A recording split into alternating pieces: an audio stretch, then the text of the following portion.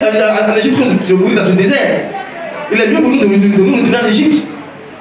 Alléluia. Bien aimé, quand les chefs sont des enfants, spirituellement parlant, l'Église ne peut pas aller de l'avance. Et ce sont des divisions, des clans, des rebelles dans l'Église. C'est ce que passe aujourd'hui dans notre communauté, où il y a des divisions partout dans l'Église de Jésus aujourd'hui. Ce n'est pas les chrétiens qui se rebellent, c'est les chefs, les responsables de structures, des saints, des diacres qui se rebellent. Alléluia. C'est pourquoi dans les communautés, ça ne se passe pas ici. Je bénis Dieu pour nos responsables qui sont ici.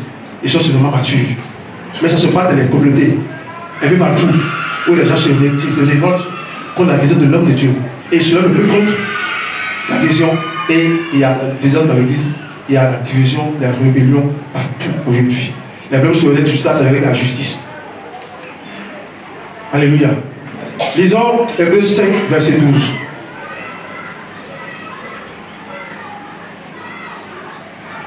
Merci. Hébreux 5, 12. Hébreux 5, 12.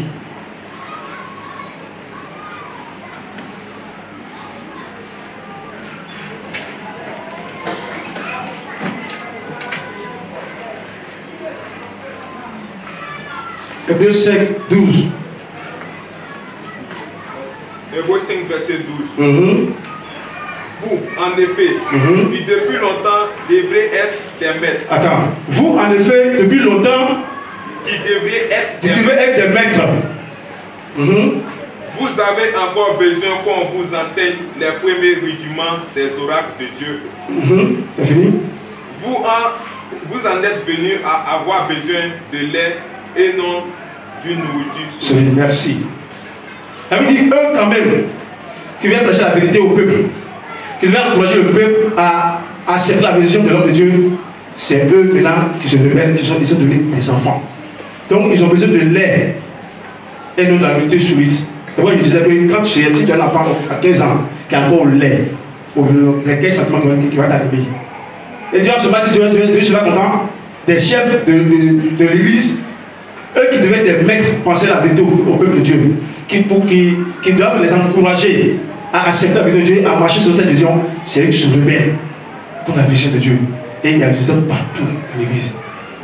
Partout. Alléluia. Voilà Jésus-Christ. Alléluia. Nous allons voir la qualité de ceux qui arrivent quand même à la maturité. Hébreux 5, 13 à 14. Hébreux 5, 13 à 14. Hébreux 5, verset 13 à 14. Or, quiconque en est au lait n'a pas l'expérience de la parole de justice.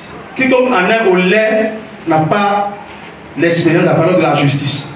Car il est un enfant. Car il est un enfant. Et la nourriture solide est pour les hommes faibles, pour ceux dont le jugement est exercé par l'usage à discerner ce qui est bien et ce qui est mal. Alléluia.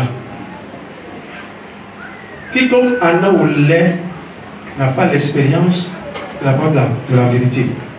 Mais la nourriture est pour les hommes faibles. Bien aimé, ceux qui atteignent une certaine maturité aiment la parole de Dieu, ils aiment la vérité et ils sont capables de l'enseigner aux autres. Ils sont transmis cette parole, ils marchent dans l'obéissance de cette parole et ils sont prêts à tout. C'est des gens qui ont une expérience avec Dieu dans le secret. Et David avait l'expérience avec Dieu dans le secret. Les Daniel avaient l'expérience de Dieu dans le secret. Les Jephthé, les Samson, c'était plein de personnes, les Paul, ils avaient l'expérience de Dieu dans le secret. David, avant de venir terrasser Goliath, Dieu l'avait déjà formé dans le champ d'abord. Dieu avait déjà formé David dans le champ. Il disait quand un lion ou une mousse vient prendre sa bébé, il va, il arrache, il déchire le lion. Dieu savait où il vient envoyer David. Dieu connaissait où il vient mener David. De quoi, dans le secret, il l'a formé. Alléluia. David avait une expérience personnelle. Et Dieu veut que chacun de nous ait une expérience personnelle avec le Seigneur. Dieu veut que chacun de nous ait une histoire dans le secret avec son Dieu. Alléluia. Et malheureusement, l'église est remplie de chrétiens aux 7 enfants. C'est le constat que je fais. L'église est remplie de chrétiens aux 7 enfants. Bien-aimé, où est-ce que tu te situes? Demande à ta voisine, à ta voisine. Demande-la. Où est-ce qu'il se situe? Au regard de tout ce qu'on vient de dire, bien-aimé, où est-ce que tu te situes? Tu es enfant, ou bien tu as décollé? Mais si on décolle, c'est un peu aussi, hein. Bien-aimé, au regard de tout ce que nous venons de dire, où est-ce que tu te situes? Quel est ton statut? Tu es encore enfant? Ou bien tu as décollé? Ou bien tu es arrivé à l'adolescence? Ou bien tu as atteint une certaine maturité? Alléluia. Je veux que chacun doit connaître son statut aujourd'hui.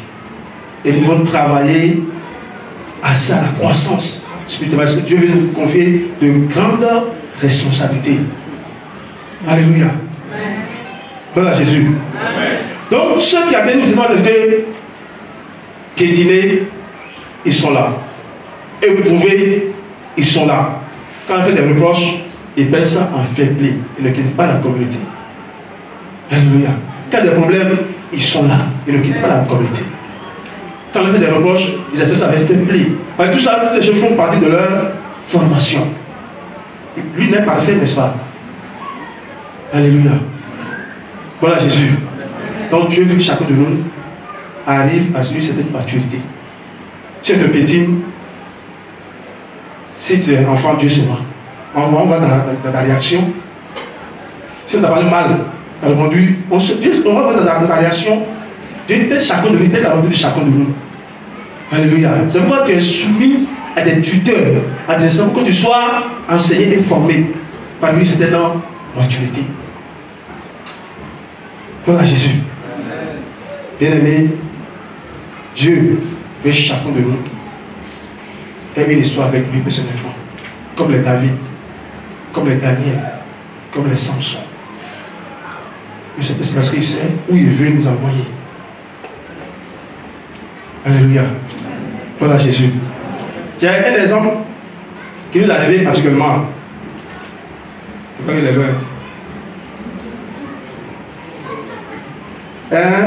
Quand nous sommes convertis, mon épouse est là, nous sommes convertis dans la main d'un pasteur au camp militaire. Et l'église avait des problèmes à payer le loyer. Et le pasteur a fait appel à un de ses collègues qui est à l'intérieur, qui exerce son ministère à l'intérieur. Lui, au plan financier, il est un peu aisé, sa famille est un peu aisée. Donc les deux se sont parlé. Et puis, celui de l'intérieur est venu. Quand il est venu, on nous a fait asseoir. On dit, ah, c'est lui qui va prendre la charge de l'église. Le pasteur, dans la main de quel nom on est converti, on l'appelle désormais le missionnaire. Lui, il appelait à aller en mission. Il appelait à ouvrir les églises à l'intérieur. Donc, du coup, celui qui est quitté à l'intérieur, c'est lui qui va prendre les charges de l'église. Et Abidjan serait comme le siège de l'église, n'est-ce pas? Donc, lui, il est parti. Donc, lui, il nous a laissé ses fidèles. Et celui qui est venu aussi est venu avec ses fidèles et également de sa main. Les gens se sont convertis. Et à un moment, les coups vont commencer dans l'église. Alléluia. Et les gens envoient des messages aux missionnaires. C'est les fidèles qui sont restés quoi. On est missionnaires et l'église est devenue un désordre. Un jour, le pasteur nous a réunis. Il a demandé, mais qui envoie des messages aux missionnaires? Personne n'a levé son doigt. Donc, du coup, les prédications là, ça portait sur les fidèles qui sont restés. Lui, c'est les fidèles qui sont restés. Chaque prédication, donc, l'église se sentait un peu. Moi, je me sentais. Il était encore bébé. Moi, je me disais, mais je ne sais pas bien encore dans ma peau. Et un jour, le pasteur, le monsieur va venir. C'était mercredi. Il vient à 16h. Il aime bien parce que quand il était là, c'est moi qui regardais les offrandes. Donc, quand il a un problème, il vient en même temps, puis il se sert, puis bon, il n'y a pas de problème. Donc, dans ce niveau, il m'aimait beaucoup. Et puis, à 16h, il est venu. Il est venu, il dit, je suis venu. Je suis venu prendre l'église. Je dis, ah, pasteur, qu'est-ce que vous avez dit? Puis il est venu. Il dit, non, c'est que j'ai parlé beaucoup, j'ai oublié. Il dit, de l'accompagner, il va défoncer. Parce que l'église est fermée là. Et puis le soir, il y a culte de soir, c'est l'église. Il dit, lui, il va aller prendre des musiques pour défoncer les portes de l'église. Il dit, non, pasteur, il y a culte le soir. Il dit, non, on t'a accompagné. En ce moment, moi aussi, je ne peux pas distribuer du gauche à la droite. On était encore bébé, évidemment bébé. Je l'accompagnais, et puis il a pris mes yeux et il a défoncé la porte de l'église. L'autre aussi est venu, voilà le problème. Dans l'église. Alléluia. Donc l'autre est obligé de partir avec ses fidèles. Alléluia. Lui aussi est obligé de rester avec ses fidèles. Mais les deux groupes, il y a aussi un groupe qui sont partis dans le monde. Il y a aussi un groupe qui sont cherchés. C'est nous, là, Dieu nous a envoyé à l'église de Rivière la Macédoine. Ils sont venus me voir de rester non. Moi, j'ai vu ça trop en foutaise. Je sais que mais quand même, je me disais que je vais chez lui quand même. Alléluia. C'est là que nous sommes arrivés à la Macédoine. C'est là que cette Macédoine a commencé. Il n'y a pas quelqu'un qui nous a envoyé à la Macédoine. C'est là, c'est vraiment l'histoire. C'est ça qui est là. Quand le leader est enfant, mais les leaders sont enfants. Les gens pour lesquels le Seigneur a donné sa vie, beaucoup sont dans le monde. J'ai vu, je vois un toujours, je ne veux pas de Dieu, mais il n'est pas comme venu. On était ensemble au camp militaire. Bien aimé. La vie quiconque en a au lait n'a pas l'espérance de la parole de la vérité. Si tu n'as pas l'espérance pour savoir le Seigneur, comment est-ce que ta femme va grandir? Alléluia. Donc chacun doit travailler à la croissance, à sa croissance spirituelle. Alléluia. Quand on t'insulte, il te réagissait, tu vas bien réagir. Quand tu fais des reproches, tu peux pas t'affaiblir, on verra. On va mesurer ta maturité. Tu vas mesurer. C'est pourquoi tu es soumis, comme tu es encore enfant, tu es soumis à des tuteurs, tu es des enseignants, pour que tu sois enseigné, tu sois formé. Voilà Jésus. Amen. Que le Seigneur nous bénisse. Amen.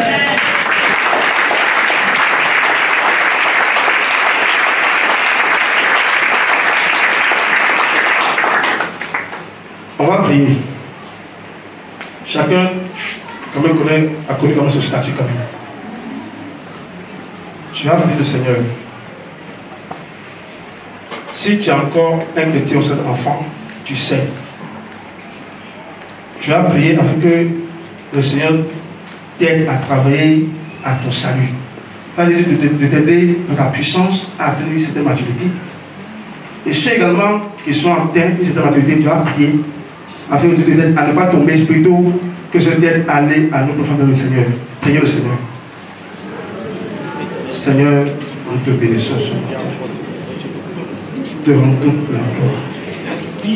Quand tu viens de nous enseigner véritablement, Papa, tu viens de nous montrer ce matin notre statut. Papa, il y en a qui sont encore enfants, il y en a qui sont encore arrivés à l'adolescence, il y en a qui sont atteints c'est de maturité, Seigneur Jésus. Je prie pour nous tous qui sommes enfants, Papa, de nous aider, Papa, d'aujourd'hui, Seigneur, à commencer à travailler pour notre croissance spirituelle, Seigneur Jésus. Seigneur, aide chacun de nous à grandir. Nous qui sommes encore enfants, à grandir parce qu'il y a des bénédictions, des responsabilités que tu viens de nous confier, Seigneur. Cet esprit conduit chacun de nous, aide chacun de nous. Seigneur, soutient chacun de nous. Fais la grâce à travailler à notre croissance spirituelle, à aller loin avec toi. Et ceux qui sont déjà à cette invité, Seigneur, fais la grâce à ne pas tomber, Papa, mais surtout à travailler et à aller à notre conformité avec toi. Seigneur, nous mettons en terre sur ta. Saint-Esprit, tu connais bien chacun de nous. Je crois que les yeux de nos cœurs sont illuminés ce matin. Chacun connaît maintenant son stade, Seigneur. Seigneur, fais la grâce et conduis-nous. Nous voulons aller mieux avec toi, Seigneur. Permets que, Seigneur, nous soyons enseignés. Forge-nous. On va faire la grâce.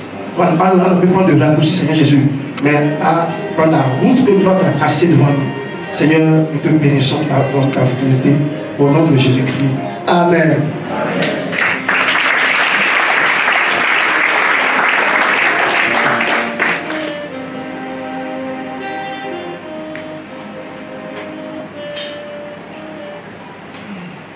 Alléluia. Amen. À qui la parole a fait du bien ce matin. Amen. Alléluia. Tu peux acclamer le Seigneur.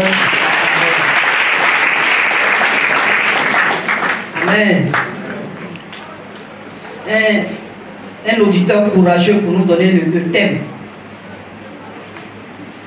Un auditeur courageux. Je n'interroge pas cette fois-ci. Un auditeur courageux.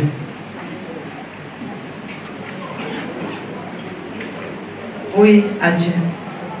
Le thème du jour est travaillons pour notre croissance spirituelle. Amen. Travaillons à notre croissance spirituelle. Dieu te bénisse. Amen.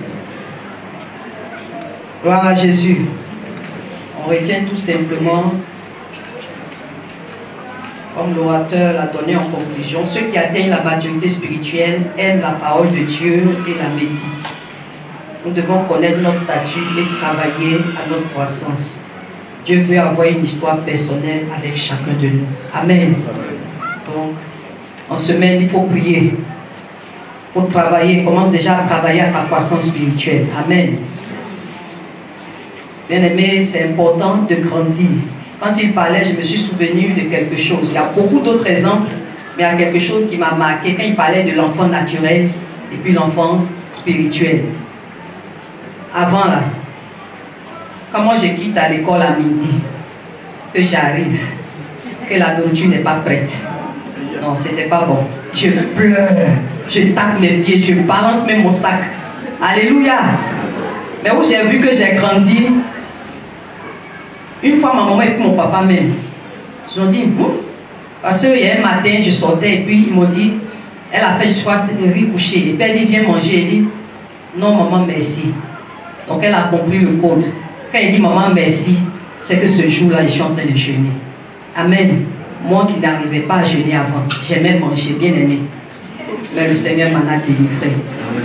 Amen. C'est un exemple simple, c'est vrai. Midi arrive, si j'arrive à la maison, mon école n'était pas loin. Et puis il n'y a pas de nourriture. Ah, maman m'a rappelé, elle dit, tu te rappelles, non? Quand tu étais encore petite là, ah, quand tu arrives que midi, on n'a pas encore fait de nourriture, là on a problème. Alléluia. Mais aujourd'hui c'est moi qui jeûne. Ça veut dire on peut. Alléluia. Demandons la grâce de Dieu. Travaillons comme l'orateur l'a dit. Amen. On va passer aux dîmes et aux offrandes.